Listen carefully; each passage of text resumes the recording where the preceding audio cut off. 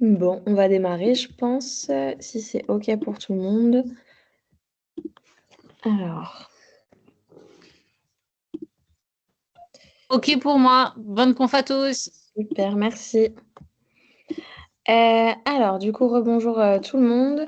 Donc, aujourd'hui, c'est un Reader Digest. Donc, pour ceux qui n'en auraient encore jamais vu, ni en replay, ni en live, le but, c'est vraiment de faire des résumés croisés d'articles scientifiques pour se mettre à jour sur certains sujets. Donc aujourd'hui, on va aborder un sujet qui peut sembler banal, mais qui, lorsqu'il est mal maîtrisé, peut, on va le voir, aller jusqu'à doubler la mortalité de nos patients hospitalisés, donc la fluidothérapie.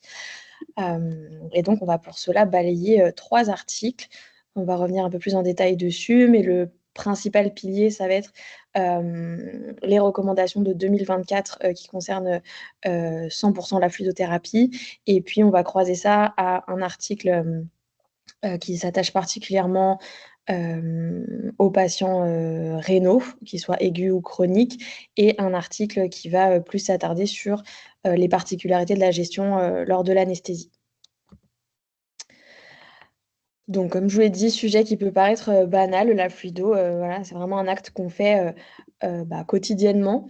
Pour autant, s'il y a des choses qui sont mal maîtrisées, ça peut aller jusqu'à doubler la mortalité d'un animal hospitalisé, surtout, là, on va le voir, quand il y a des surcharges hydriques. Et donc ça, c'est vraiment un concept qui va nous suivre tout le long de la présentation. Pour le coup, tous les articles s'accordent sur définir cette surcharge hydrique comme une augmentation d'au moins 10% du poids corporel en 24 heures, qui est liée à la surcharge volémique qui a été administrée à l'animal et qui est donc un surrisque majeur de complications, principalement rénales et pulmonaires, et donc, in fine, d'augmentation de mortalité. Le but de regarder ces 3 articles d'un peu plus près et de les croiser, c'est d'harmoniser les prescriptions de fluides qu'on peut faire dans notre pratique courante, de réduire justement ce risque de surcharge hydrique et de, si vous ne l'avez pas encore en tête, découvrir ou redécouvrir le concept ROSE qu'on va voir au travers de ces 3 articles et qui peut être mis en place dès ce soir dans votre pratique de prescription de fluidothérapie.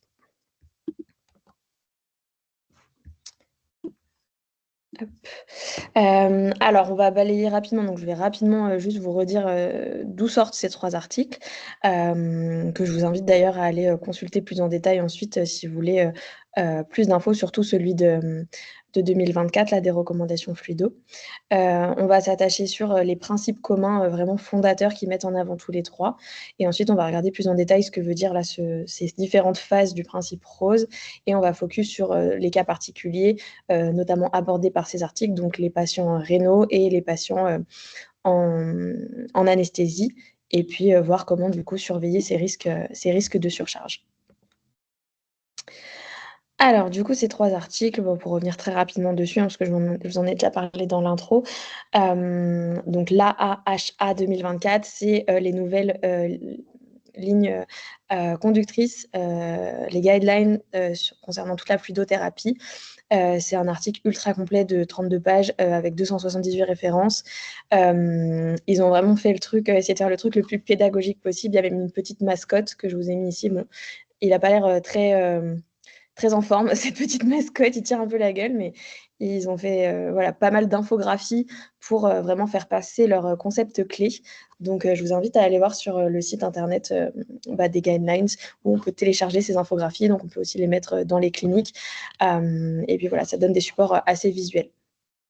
L'article de 2021 de Langston, donc c'est vraiment attaché sur l'insuffisance rénale, qu'il soit aigu ou chronique. Et celle de 2023 de Muir, c'est une mise au point plus courte, vraiment sur les particularités de la périanesthésie et notamment de la périchirurgie, puisqu'il parle beaucoup du risque hémorragique et donc des pertes volumiques. Alors, ces 3-là, ils ont quand même des principes communs. Le premier, et c'est une des premières phrases dans les recommandations de 2024, c'est de replacer au centre les fluides et d'insister sur le fait que les fluides sont des médicaments et qu'on a cette fâcheuse tendance à mettre un animal sous perf et à laisser couler dans le vide, entre guillemets, et que ça, c'est pas une bonne pratique. Il faut vraiment prescrire notre fluido comme un médicament, donc avec un objectif clinique mesurable, un choix réfléchi du type de fluide, une dose totale en millilitres choisie et réfléchie, donc en découle un débit et une durée ou un point d'arrêt. Ils insistent vraiment sur le fait que prescrire un fluide sans heure, sans point d'arrêt, c'est comme si vous prescriviez un antibiotique sur une ordonnance sans mettre de date de fin ou de durée de l'antibiothérapie. Ça ne nous viendrait pas à l'idée. Et ben là, c'est la même chose. Ensuite, ils insistent aussi sur le besoin de connaître la physiologie des différents compartiments. Avant de parler de dose, c'est vrai que l'idéal, c'est de se rappeler où vont les liquides qu'on injecte. Si on regarde ce schéma, donc qui vient du premier article des recommandations de 2024, il va représenter la répartition de l'eau totale d'un chien ou d'un chat adulte. Donc la barre la plus large, la bleu clair, c'est le compartiment intracellulaire, donc 67% de toute l'eau du corps, les 2 tiers. À droite, en bleu moyen, donc le compartiment interstitiel avec 25%. C'est comme l'éponge qui entoure les cellules et qui va se gorger plus ou moins selon ce qu'on lui donne. Et seulement 8% pardon, dans le compartiment vasculaire, donc vraiment ce qui circule réellement dans les vaisseaux. Et donc pourquoi c'est crucial d'avoir ça en tête? Parce que quand on va perfuser, par exemple, 1 litre de Ringère, seuls 180 à 200 millilitres vont rester dans le sang après 30 minutes et le reste va s'évader vers donc l'interstitiel, donc cette éponge qui va se gonfler. Et donc voilà pourquoi c'est important quand on fait un bolus de le réévaluer immédiatement après sa réalisation. Et c'est pour ça que le bolus doit aussi être sur un intervalle court. À l'inverse, si cette même poche de fluide, donc de 1 litre de Ringère, je la laisse couler pendant des heures, là, je vais surtout alimenter du coup le secteur interstitiel. Et si je la laisse couler vraiment trop pendant des heures, c'est aussi ce secteur interstitiel qui va conduire à faire des œdèmes des membres, puis de l'œdème pulmonaire et tout ce qu'on redoute en termes de surcharge. Donc ça, c'est vraiment un schéma à avoir en tête et si on a ces répartitions clés en tête, ça nous permet d'avoir vraiment une perfusion qui devient précise et qui est pas entre guillemets «comme un seau d'eau» qu'on va donner à l'animal. Le dernier point sur lequel les 3 articles s'accordent, c'est vraiment d'évaluer la balance bénéfice-risque en continu de notre perfusion. Notamment, notre bénéfice attendu, ça va être bien entendu de restaurer une bonne perfusion tissulaire, de normaliser la pression artérielle et de diminuer les lactates potentiellement. Les risques, je pense qu'à la fin, vous aurez vraiment retenu ce mot que j'aurais martelé depuis la première diapo jusqu'à la dernière, c'est la surcharge. La surcharge, je vous ai mis ici le petit schéma qui est issu aussi du premier article. Ça a des conséquences méconnues, mais énormes vraiment sur tous les organes. Vous voyez, rien qu'au niveau du fait de faire de l'hypervolémie, ça va diluer tous les facteurs dont l'animal a besoin, donc potentiellement des facteurs de coagulation. Ça va engendrer des dommages importants au niveau rénal, puisque ça va participer à diminuer le débit de filtration glomérulaire et donc de diminuer l'influx sanguin au niveau rénal. Ça va participer à de l'iléus, à des difficultés d'absorption au niveau intestinal. Ça va participer à l'inconfort en faisant des œdèmes périphériques. Ça va participer à faire des œdèmes pulmonaires, au niveau hépatique également. Enfin, voilà, si on regarde vraiment toute la liste, on se dit que vraiment de surcharger, ça va jamais être bon.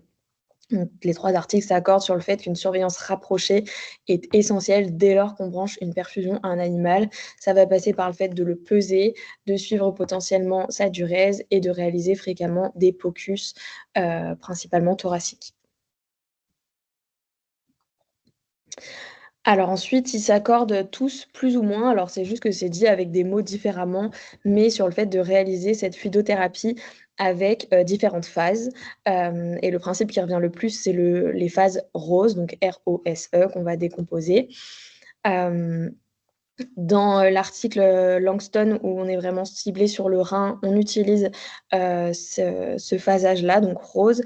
Dans, les recommandations, de 2024 sur la fluido, ils vont pas utiliser les mêmes lettres, mais ils utilisent aussi, ressuscitation, réhydratation, maintenance. Et ils évoquent pas l'évacuation comme telle, mais ils sont quand même, d'accord sur les mêmes principes. C'est juste une question de nomenclature ici. Donc la première phase, ressuscitation, ça va vraiment être celle qui va, viser à résoudre tout ce qui est état de choc et donc vraiment à remplir le secteur vasculaire, donc en utilisant nos bolus. La deuxième phase, donc optimisation ou réhydratation pour l'AHA, c'est celle qui va s'occuper du secteur interstitiel, donc la réhydratation. La phase de maintenance ou stabilisation, du coup, selon l'article, va couvrir uniquement, les pertes courantes et le besoin d'entretien. Et puis la phase d'évacuation, qui est vraiment mise en avant dans cet article sur les reins, va venir, retirer l'excédent qui aurait été mis en trop dans les phases, précédentes pour revenir vraiment à une balance neutre avant la sortie et diminuer progressivement la fluidothérapie qui a pu être, mise à l'animal. Donc on va revenir un peu en détail sur chaque phase. Dans la phase, ressuscitation, donc la 1re phase, tous, alors là, c'est là qu'on commence à s'y perdre un petit peu. Tous, n'ont pas forcément les mêmes, indications de bolus. Bon, après, quand on regarde dans les grandes lignes, on est quand même sur des, valeurs, similaires. Dans l'AHA, donc vraiment les recommandations fluido, on va distinguer donc, des bolus chien et chat, donc 15 à 20 ml kilo, pour le chien et 5 à 10 ml kilo pour le chat sur 15 à 30 minutes, qui peut être répété si les paramètres de perfusion restent mauvais. Alors pour eux, c'est maximum 3 fois répété, ce qu'on avait l'habitude d'apprendre également, personnellement, ce que j'ai appris à l'école, avant de passer potentiellement, à d'autres fluides, voire à des vasopresseurs. Pour l'article, sur les reins, on y reviendra un petit peu dans les particularités, mais là, pour le coup, à chaque fois qu'on va parler des reins et des insuffisances, rénales, on va chercher encore, plus à surveiller ce risque de surcharge. Donc là, pour le coup, on est sur des bolus à 10 ml kilo sur 15 minutes, mais maximum 2 fois. Si ça répond pas au-delà de 2 fois, on se dit que si on continue d'en mettre, on va vraiment, aggraver la situation en augmentant, les fluides qu'on met et donc les risques de surcharge. Pour le coup, dans l'article qui concerne l'anesthésie et la chirurgie, on va se fixer, un seuil, minimal à partir de pression artérielle moyenne à partir duquel on déclenche, nos bolus, qu'ils ont fixé à 55 à 60 millimètres de mercure. S'il y a pas d'hémorragie, majeure, alors, au départ, ils parlent vraiment en pourcentage du volume sanguin de l'animal. Bon, ils sont sympas, mais dans dans l'urgence, de là se faire son petit calcul avec le pourcentage de 15 du volume sanguin de l'animal, voilà. Après, ils nous donnent quand même une approximation, donc ça serait environ, 12 ml kilo, chez le chien et 8 ml kilo, chez le chat. Tout ça en 15-20 minutes. Pour le coup, par contre, si on est avec une cause hémorragique, donc pendant une chirurgie, voilà, c'est une rate qui saigne, ou une complication chirurgicale, ça se met à saigner. Alors là, si on estime, pareil, ça peut être un peu compliqué, on est d'accord à trancher entre en dessous de 30 de perte sanguine, au-dessus de 30 quand on est vraiment dans le feu de l'action. Mais ils estiment, selon eux, dans cet article, qu'en dessous de 30 on va, recommander d'injecter donc, entre 1,5 à 2 ml, de fluide par ml de sang perdu. Donc pareil, l'évaluation, peut être un petit peu hasardeuse ici. Et au-delà de 30 de perte, ils recommandent bien entendu de passer plutôt par une transfusion que par une administration de cristalloïdes. Après cette phase, donc dite de ressuscitation, donc le R de nos phases roses, on va passer sur la phase O qui est l'optimisation. Donc là, vraiment, on va se concentrer sur, notre secteur interstitiel et donc le remplissage de l'éponge, vraiment la faire se regorger. Et alors là, donc ça diverge un petit peu, selon les articles. Je suis allée même rechercher donc dans un un autre article que je ne vous ai pas cité dans les 3 là, mais qui est le consensus de la gestion de l'insuffisance rénale aiguë de 2024, parce que tous ne sont pas d'accord sur les délais. Sur ce consensus d'insuffisance rénale aiguë, on parle de délai possible de 6 heures pour la réhydratation. Là où dans les autres, donc dans les 3 que je vous cite aujourd'hui, on est plus sur du 12 ou 24 heures, ce que je pense qu'on a tous appris à l'école. En tout cas, moi, c'est ce que j'ai appris, plutôt 12 à 24 heures, hein, une réhydratation plutôt lente. Quand on couple un peu les infos de ces 4 articles, du coup, au final, on arrive à une recommandation de 6 heures dans des cas particuliers. Donc, s'il n'y a pas de maladie cardiaque, pas de B-lines qui s'observent à l'apocus à l'admission, une fréquence respiratoire normale et une pression artérielle moyenne de plus de 70 mm de mercure. Donc, grosso modo, tout animal stable qu'on sait qu'on va pouvoir bien surveiller derrière et bien surveiller pour notamment les risques de surcharge. S'il y a le moindre doute, que ce soit un animal âgé avec un souffle cardiaque, une baisse de la production urinaire ou simplement parce qu'au niveau staff, au niveau charge de travail ce soir-là, on ne peut pas monitorer toutes les 30 minutes notre animal pour vérifier s'il n'est pas en train de faire sa petite surcharge, alors il est plus sécure de partir sur une réhydratation de 12 à 24 heures. Donc ça, c'est pour le choix du délai. La deuxième étape, du coup, ça va être de calculer pour cette phase de réhydratation le déficit, de combien a besoin mon animal pour être correctement réhydraté dans son secteur interstitiel.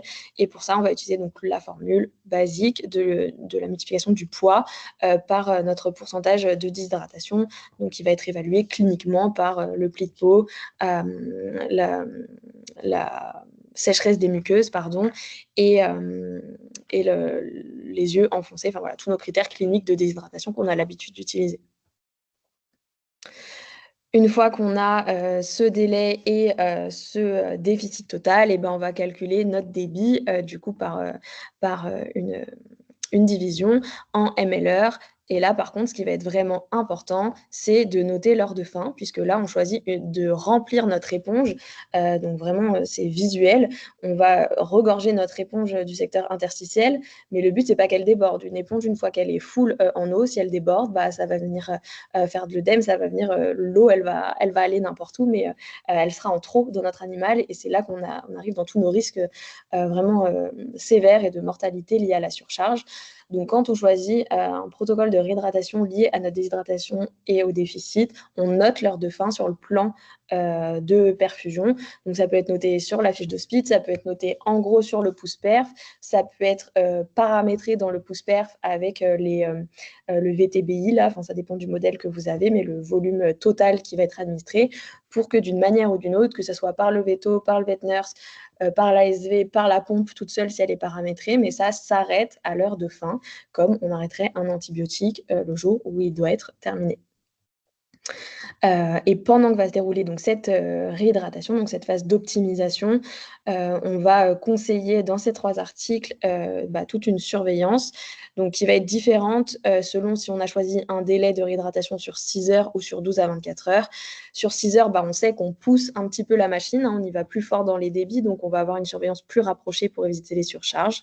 Ce que je vous disais qui peut-être n'est pas possible si on n'a pas le temps. Donc, on va notamment checker le poids. On va tolérer maximum 1% par heure quand on est sur une réhydratation sur 6 heures. Là, on va tolérer 0,5% par heure sur une réhydratation à 12-24 heures. Ça ne veut pas dire qu'on va peser notre animal toutes les heures, on est bien d'accord, mais il peut être pesé au début, forcément, à mi-parcours et à la fin. On va pour le coup surveiller là de beaucoup plus près la fréquence respiratoire, je vais y arriver, et l'apparition potentiellement de crépitants pulmonaires à l'auscultation. Et donc ça, pour le coup, c'est là où ça peut être très compliqué de mettre en place cette réhydratation sur 6 heures, puisque c'est recommandé dans ce cas-là de surveiller ces paramètres respiratoires toutes les 30 minutes, là où on va les surveiller toutes les 2 heures quand on est sur une hydratation de 12 à 24 heures. Et puis, on va conseiller également pour augmenter notre sensibilité de surveillance de cette fonction respiratoire, de réaliser des POCUS thoraciques à la recherche de B-lines, donc à mi-parcours pour une réhydratation sur 6 heures, donc à T0, T3, puis à 6 heures. Là, on va le réaliser toutes les 6 heures dans les réhydratations sur 12 à 24 heures. Et là, on va commencer à s'alerter si on a au moins 3, voire plus, B-lines par espace intercostaux. Comment on sait qu'on est à la fin de cette phase d'optimisation et qu'on peut passer à la phase suivante, donc qui sera la phase, si vous avez bien suivi, S, de stabilisation. Il va y avoir une liste de critères, un peu une to-do list à cocher pour savoir qu'on peut passer à l'étape suivante. Notamment déjà l'examen clinique, puisqu'au départ, on s'est basé sur notre pourcentage de déshydratation, notre PLIPO, nos muqueuses. Donc là, on va rechecker tout ça. On va également surveiller la densité urinaire, si c'est un animal qui urine, bien entendu. Et puis, alors, particularité dans l'insuffisance rénale aiguë, on va confirmer qu'on est sur une phase de créate stable. Pour pouvoir passer à la phase d'après. Ça ne veut pas dire qu'on est sur une créate qui est rentrée dans les valeurs usuelles. Potentiellement, elle peut être toujours haute parce que le rein n'a pas encore passé sa phase d'insuffisance rénale aiguë. Il est encore en train de faire son travail de tenter de cicatriser. Pour autant, ce n'est pas parce que la créate reste haute qu'il faut garder un débit haut de perfusion. C'est justement tout là le piège. Si on fait ça, on continue de remplir trop notre animal et au contraire, du coup, on va encore plus aggraver notre insuffisance rénale aiguë. Donc, le but, c'est d'arriver vraiment juste à un stade de réhydratation correcte et de volémie normalisée pour passer ensuite à notre phase de stabilisation. Ce n'est pas à la créate qu'on va se fier. Je vous ai remarqué ici des infos sur justement comment évaluer cette créate quand on arrive à la fin de la réhydratation. Si on a une baisse de moins de 10% par rapport à T0, alors on sait que c'est une amélioration authentique, c'est vraiment notre rein qui est en train de s'améliorer. Si par contre on a une chute de plus de 10 à 15% après 6 heures après la fin de l'optimisation, alors ça peut être une pseudo-amélioration, c'est-à-dire qu'en fait on a dilué notre créate. Donc il y a certainement une part d'amélioration, mais qui n'est pas 100% liée à de la réparation rénale. Et donc, il faut être quand même précautionneux sur l'interprétation de cette créate et plutôt continuer à la suivre. Donc ensuite, pour passer à la phase suivante, on va du coup noter l'heure de fin de cette phase d'optimisation, donc à partir de quand on a considéré que notre animal était réhydraté, donc il était OK. Et à partir de là, on repart à zéro sur la balance entrée-sortie et le fait de, si on suivait la duresse, par exemple, on repart à zéro à ce moment-là pour passer dans la phase S. Cette phase S, où c'est la phase de maintenance, selon le premier article, là, l'AHA, c'est vraiment la phase de stabilisation où le but, c'est d'avoir autant qui rentre que ce qui sort. Il n'y a pas de raison de mettre plus puisque notre animal, maintenant, il est normohydraté, euvolémique. Donc, vraiment, on lui donne ce qu'il a besoin et pas plus. Il n'y a pas d'histoire de je vais forcer les reins à mieux fonctionner pour les IRA, par exemple. C'est vraiment plus délétère qu'autre chose d'avoir ce type de réflexion. Donc, le débit de base, dans l'article de Langston, il l'évalue en moyenne à 22 ml kg jour, donc environ 1 ml kg heure. Et on va ajouter les pertes mesurées en temps réel. Donc, à chaque fois qu'on fait un suivi, toutes les 4 ou 6 heures, on vient relever potentiellement production urinaire et s'il y a eu des vomissements, de la diarrhée, et si l'animal a des drains, de combien ça produit dans ses drains. Donc, c'est un ajustement, cette phase de stabilisation. Ce n'est pas parce que ça s'appelle stabilisation que c'est une ligne droite et basta, je ne touche plus le débit. Ils insistent vraiment là-dessus, que c'est un ajustement dynamique toutes les 4 à 6 heures. Et que aussi bien dans un sens que dans l'autre. Donc, s'il y a des pertes, il faut les compenser. Et à l'inverse, si en examinant l'animal, on se rend compte qu'il commence quand même à y avoir des signes de surcharge malgré nos calculs adaptés, on réduit le débit de 15 à 20%. Sur cette phase de stabilisation ou de maintenance, il faut faire attention, notamment sur les patients en insuffisance rénale, mais on en reparle un petit peu après. C'est s'il y a une phase de polyurie. On en avait parlé dans la conférence sur les insuffisances rénales aiguës. Quand il y a une récupération rénale, ils peuvent passer par cette phase un peu comme une levée d'obstacles, où d'un seul coup, ils vont se mettre à beaucoup produire d'urine. Et du coup, c'est une phase où il faut être attentif parce qu'il faut compenser cette polyurie par la perfusion. Sinon, ils vont très rapidement se redéshydrater déshydraté et on repart du coup 2 phases en arrière. Il faudra reprendre tout ça. Donc voilà, de se rendre compte si d'un seul coup la production urinaire elle augmente, c'est qu'il faut augmenter ce qu'on remplace par voie veineuse. Dans cette phase de maintenance et de stabilisation, les articles insistent aussi sur le fait de penser aux routes alternatives plutôt que la voie IV, parce que dès lors que alors si c'est un animal qui a une sonde potentiellement, dès que c'est possible, on peut envisager de mettre au moins 50 % des besoins, par la sonde et dès que c'est un animal qui va se remettre, à boire, bien sûr, il faut favoriser cette prise de boisson et d'autant plus du coup diminuer la perfusion et pour les animaux, ambulatoires et notamment, les chats MRC et c'est tout à fait OK de gérer cette phase de maintenance avec, des perfusions, sous-cutanées. On saura que, on est OK et qu'on peut sortir de cette phase de maintenance, du moment qu'on a un poids stable, qu'on n'est pas en train de surcharger notre animal, ou à l'inverse qu'il n'est pas en train de se redéshydrater parce qu'il a encore des pertes qu'on n'a pas assez compensées. Donc il faut vraiment une égalité, entre entre les entrées et les sorties, pardon. Et puis, notre examen clinique qui est toujours OK avec, muqueuse humide, pas de crépitant et une pression, artérielle, qui reste stable. Alors la dernière phase, c'est la phase d'évacuation, donc là qui est pas citée par tous les articles parce qu'en fait ça dépend un peu de, j'ai envie de dire comment on voit la vie, avec le verre à moitié plein ou à moitié vide. En fait, la phase d'évacuation, elle se base sur l'idée que quand on fait, les phases R et O, donc ressuscitation et optimisation, on va forcément en mettre un peu trop. Et de même, elle se base sur le fait que, on va forcément toujours mettre un peu trop de fluide dans un animal parce que, dès qu'on lui injecte un médicament, on va flusher, dès qu'une perf passe plus, on va flusher. Enfin voilà, elle se base sur le fait qu'on va forcément en mettre un peu trop et que du coup pour, revenir à la normale, il faudra forcément une phase d'évacuation où on refait une petite balance, négative, pour éliminer ce qu'on a mis en trop sur les phases d'avant. Donc c'est pour effacer cette balance positive qu'on a cumulée sur les phases précédentes. Heu, Dans d'autres articles, notamment les articles, qui parlent des reins, ils sont en mode: «Il faut tellement faire gaffe de pas surcharger, les reins qu'en fait, il y a pas de raison de faire une phase d'évacuation si on a fait attention sur les phases d'avant». Donc voilà, c'est un peu, les façons différentes, d'aborder, les choses. Toujours est-il que si on a le moindre doute, quand on arrive, sur cette fin de phase de stabilisation, que notre animal reste un petit peu en surcharge volémique on passe par cette phase d'évacuation où on va refaire une petite balance, négative pour qu'il évacue. Grosso modo, le plus simple, c'est quand même de diminuer la perfusion, de 15 à 20 donc son débit toutes les 8 à 12 heures. Il y a des articles, notamment celui sur le consensus de l'IRA, où ils sont plus rapides que ça, si l'animal reste stable et surtout si l'animal se remet à boire ou à manger de couper totalement, plus rapidement la voie veineuse et de compenser, par ce qu'il prend par voie orale, que ce soit l'aliment, humide, et l'eau.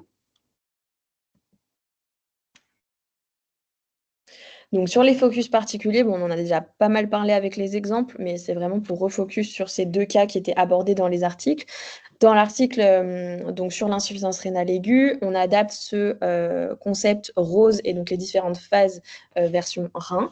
Donc on l'a dit pour, la ressuscitation et donc les bolus, ils vont recommander maximum 2 bolus de 10 ml/kg sur 15 minutes pour en fait toujours, le but dans ces, protocole, pour les reins, ça va être de, prendre aucun risque sur la surcharge puisque c'est vraiment ça qui est délétère. Suite ou à la place de ces 2 bolus, ils disent qu'on peut aussi réaliser des mini bolus de 5 ml/kg sur 20 minutes, 2 fois max pour voir s'il y a une réponse. Sur la phase optimisation, là pour le coup, on peut y aller sur les 6 heures, donc selon nos critères, s'il y a pas de cardiopathie, une pression artérielle stable. La phase de stabilisation, c'est, entrée égale sortie du jour, donc notre balance vraiment à l'équilibre et comme je viens de vous le dire, la phase E, donc élimination qui n'existe pas vraiment, dans les articles sur le rein puisque le but, c'est d'avoir limité toute surcharge volémique avant et donc de pas arriver à devoir refaire cette balance négative. Hem attention, ça on en a parlé aussi un petit peu avant, toujours à cette phase de récupération qui pourrait avoir lieu dans la phase de stabilisation avec une polyurie qui apparaît et qui devrait être compensée à ce moment-là.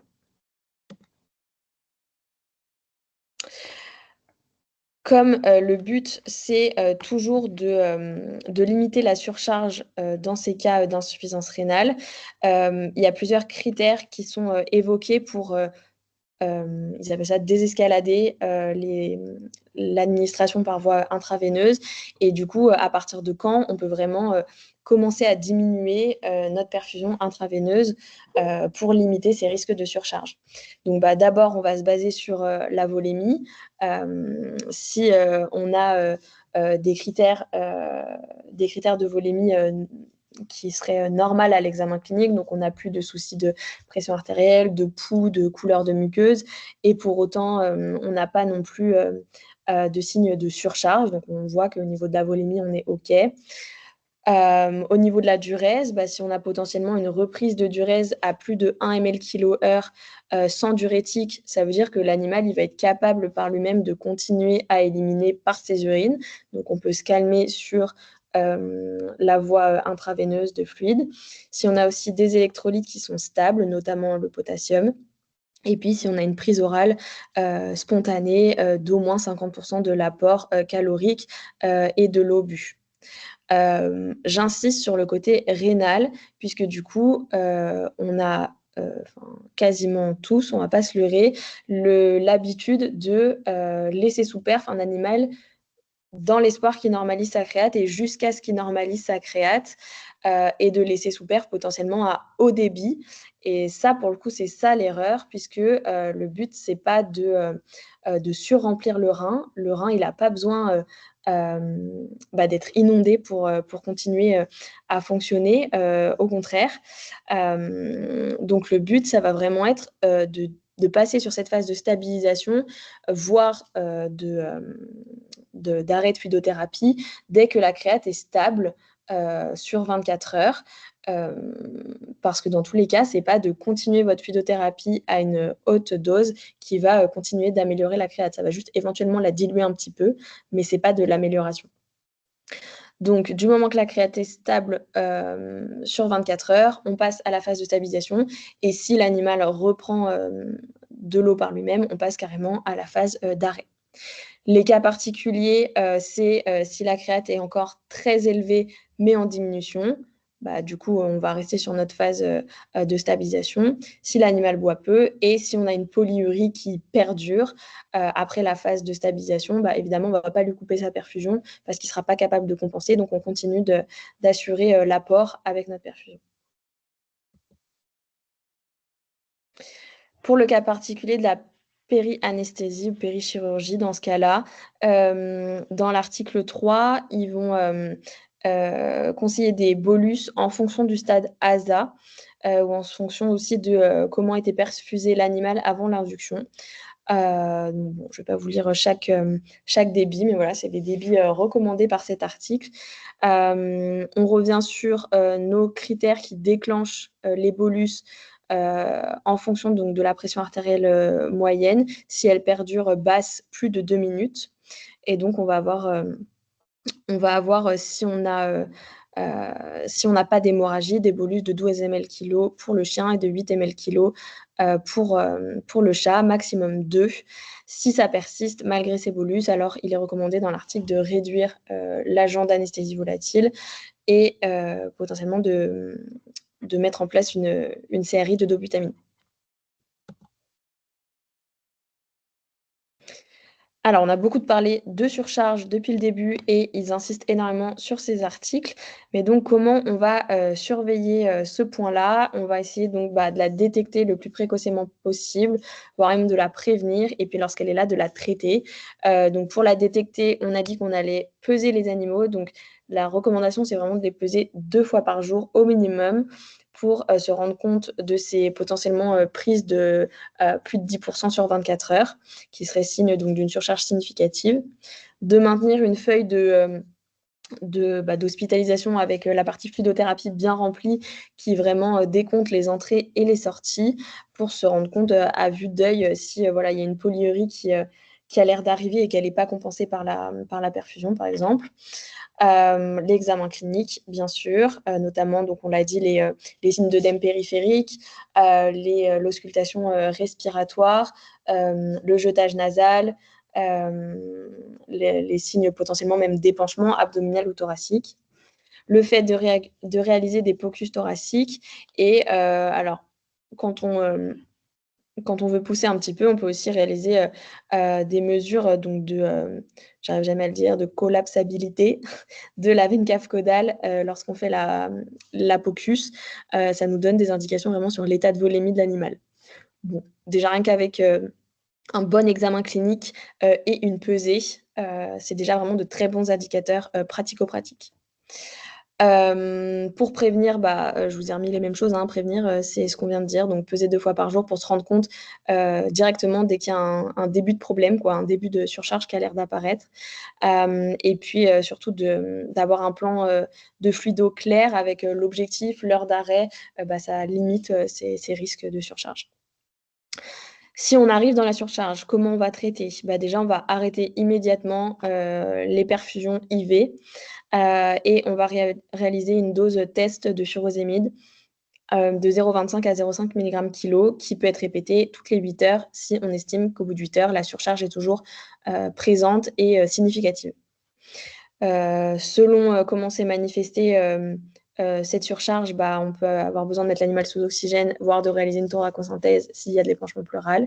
Et puis surtout, on va revoir notre plan de fluidothérapie parce que c'est que visiblement, il y a un problème quelque part. Soit on a trop poussé, soit il y a eu des choses qui n'ont pas été vues, notamment s'il commence à être anurique. Et donc, on va revoir notre plan. Voilà pour ces 3 articles. Donc je vous ai mis ici, justement une des infographies qui ont été faites, par la HA, qui sont donc disponibles sur le site. Donc voilà, comme je vous disais, ils ont essayé de faire le truc vraiment, pédagogique avec, des polices fun, des petits dessins de partout et cetera. Grosso modo, les messages clés à retenir, c'est que oui, les fluides, c'est des médicaments, c'est pas juste un seau d'eau qu'on balance dans l'animal, donc c'est important, de le prescrire comme un médicament avec, une posologie, un jour 1, enfin un jour 1, un instant 0 et puis un instant de fin. De toujours faire des bolus ciblés et de pas en faire 15. C'est pas une course ou un marathon et tout ce qu'on met dans l'animal, potentiellement, il faut que ça ait un moyen de ressortir, sinon ça devient de la surcharge. Sur les choix des fluides, alors on n'en a pas énormément parlé dans la présentation parce que ça allait être très, très long si j'abordais tous les sujets, mais grosso modo, ce que vous pouvez retenir et ce qu'on avait déjà évoqué, ce que Calypso avait déjà évoqué dans des conférences fluidothérapie, c'est qu'on va avoir tendance à privilégier le ringer lactate, sauf dans les cas d'hyperkaliémie sévère et par exemple dans des cas de transfusion, où on fait plutôt une transfusion en parallèle de NaCl, mais grosso modo, ça sera plutôt du ringer, surtout pour la maintenance. Et puis, je pense que vous aurez bien retenu qu'il faut surveiller et éviter la surcharge et que même ces phases roses, elles ne sont pas linéaires. Il n'y a aucune phase où c'est juste je branche l'animal et je laisse se débrouiller avec sa perfusion. C'est vraiment adapté au contexte et adapté à la réponse clinique avec la surveillance adéquate. Est-ce que vous avez des questions sur tout ça ?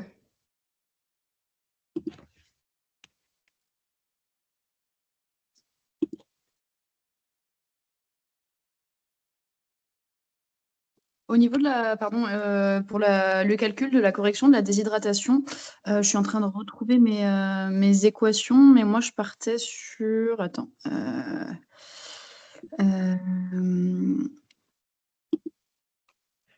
5. Moi j'avais noté 4 millilitres par kilo par vomissement. Et pour les pertes, c'est ça ? Oui, pour les pertes, pour calculer les pertes, pour corriger en fonction des diarrhées, des vomissements. Tu corriges de combien de ml par kilo en cas de diarrhée et de vomissement? Pour le coup, j'essaye de peser, j'avoue, les alaises. Ok. Parce que là, du coup, oui, c'est genre, avec ta formule, c'est dès que tu as un vomissement, tu rajoutes 4 ml par kilo d'animal, c'est ça ?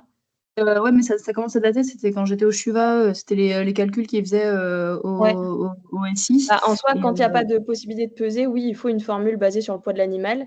Mais ouais. l'idéal, ça reste de pouvoir peser les alaises parce que bah, un vomissement, c'est pas forcément toujours le même, tu vois. Mais ouais, sinon, effectivement, c'est des formules basées sur le poids. Ouais. Ok. Et justement, quand il y a une perte comme ça, sur combien de temps tu redonnes à l'animal le volume perdu? Bah, en fait, à chaque fois, ta stabilisation, tu la réévalues toutes les 4 à 6 heures. Donc si tu vois que tu as eu ta perte, j'en sais rien moi, de 200 ml, bah, tu la compenses au contrôle suivant, donc jusqu'aux 4 à 6 heures suivantes où tu vas revenir voir l'animal. Ok, merci.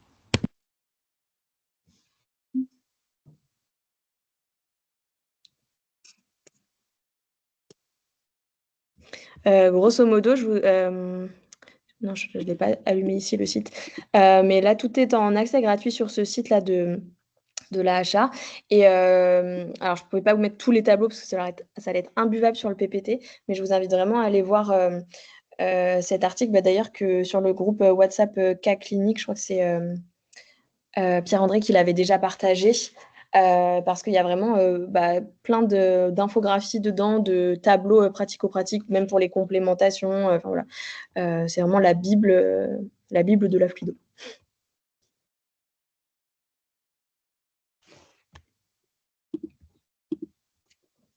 Et ben, s'il n'y a pas d'autres questions, je pense qu'on va se dire au revoir pour aujourd'hui. J'avais une dernière question. Est-ce que ce serait possible, l'un de ces quatre, de prévoir une conf justement sur les choix des fluides, type Ringer, NaTel, hypertonique, hyperglucosé, etc. Pour le coup, je pense que sur des replays de Calypso, à mon avis, c'est sûr que c'est dispo en replay. Ok. C'est sûr, je l'ai vu passer il n'y a pas longtemps, c'est dispo sur le site de replay. Après, on peut la refaire, régulièrement, on refait des conférences pour les mettre un peu à jour. Donc, à voir avec Calypso si on ne peut pas le mettre sur le deuxième semestre, ouais, éventuellement, on fera. Il faut savoir que les programmes de formation sont calés un peu longtemps à l'avance. Hein. On dirait pas comme ça, mais un peu si. On travaille dessus, quoi.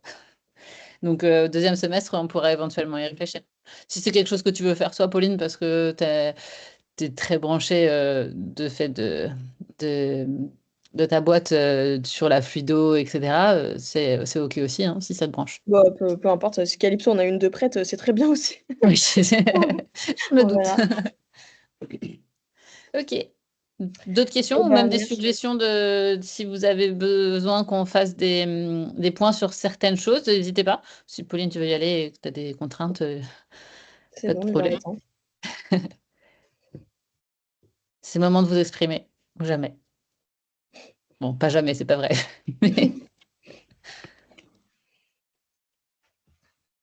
Bon, on trouvera des idées sans vous. Merci Blanche déjà pour une. Écoutez, bon après-midi à tous alors. Ouais, bon après-midi. Salut. Salut Pauline, salut tout le monde. Merci, au revoir. Merci.